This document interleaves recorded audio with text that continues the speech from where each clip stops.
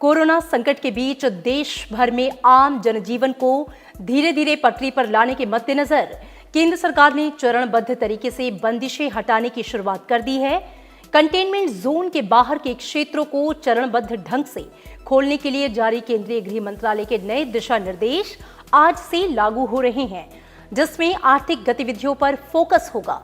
30 जून तक चलने वाले लॉकडाउन के 5वें चरण में पूर्ण पाबंदियां सिर्फ कंटेनमेंट जोन में नजर आएंगी। नए दिशा निर्देश राज्यों और केंद्र शासित प्रदेशों के साथ व्यापक सलाह मशविरा के आधार पर जारी किए गए हैं। केंद्र सरकार ने देश को चरणबद्ध तरीके से फिर से खोलने की शुरुआत कर दी है। केंद्रीय गृह मंत्रालय ने अनलॉक 1 के नाम से 30 जून तक के लिए नए दिशा निर्देश जारी किए हैं। लॉकडाउन सिर्फ कंटेनमेंट जोन तक ही सीमित है। इसके अलावा पूरे देश में प्रतिबंधों को 3 चरणों में हटाने का खाका पेश किया गया है। हालांकि देश भर में रात 9 बजे से सुबह 5 बजे तक कर्फ्यू रहेगा। इस दौरान आवश्यक सेवाओं से जुड़े लोगों के अलावा अन्य लोगों के बाहर निकलने पर पाबंदी होगी। 1 जून यानी आज से राज्य के भीतर या राज्यों के बीच लोगों की आवाजाही या सामानों के परिवहन पर किसी तरह की पाबंदी नहीं होगी और इसके लिए कोई अनुमति या परमिट लेने की आवश्यकता नहीं होगी। हालांकि राज्य स्वास्थ्य परिस्थितियों के आकलन के आधार पर आवाजाही नियंत्रित कर सकेंगे, लेकिन उन्हें ऐसा करने के संबंध में पहले से व्यापक प्रचार करना होगा। यात्री ट्रेनों और श्रमिक स्पेशल ट्रेनों का संचालन, घरेलू हवाई यात्रा और विदेश में फंसे भारतीयों की वापसी एसओपी के मुताबिक जारी रहेगी। शेष गतिविधियां 8 जून से चरणबद्ध ढंग से खोली जाएंगी। पहले चरण में 8 जून से होटल, रेस्टोरेंट, शॉपिंग मॉल और धार्मिक स्थल शर्तों के साथ खुलेंगे। केंद्रीय स्वास्थ्य मंत्रालय इन गतिविधियों के लिए एसओपी जारी करेगा ताकि एक दूसरे से दूरी बनाकर रखी जा सके और कोविड-19 फैलने से रोका जा सके।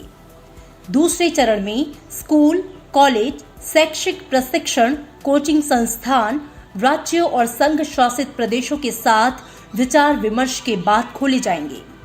फीडबैक के आधार पर इस बारे में फैसला जुलाई में लिया जाएगा। अंतर्राष्ट्रीय हवाई यात्रा, metro rail, cinema hall, gym, swimming pool, मनोरंजन पार्क, थिएटर, बार और ऑडिटोरियम, असेंबली हॉल और ऐसे अन्य स्थान सामाजिक, राजनीतिक, खेल, मनोरंजन, शैक्षणिक, सांस्कृतिक, धार्मिक समारोह और अन्य बड़े समागम पर रोक जारी रहेगी। इन गतिविधियों को खोलने की तारीखों के बारे में फैसला तीसरे चरण में स्थिति के आकलन पर आधारित होगा। सामाजिक दूरी सुनिश्चित करने के उद्देश्य से कोविड-19 के प्रबंधन के लिए राष्ट्रीय दिशा निर्देशों का पालन पूरे देश में जारी रहेगा। ये दिशा निर्देश सभी सार्वजनिक स्थलों और कार्यस्थलों पर लागू होंगे। इसके तहत मास्क लगाना अनिवार्य होगा और सार्वजनिक स्थलों पर थूकना जुर्माने के साथ दंडनीय अपराध होगा। इसके साथ ही शराब, पान, गुटखा और तंबाकू के सेवन पर पाबंदी होगी।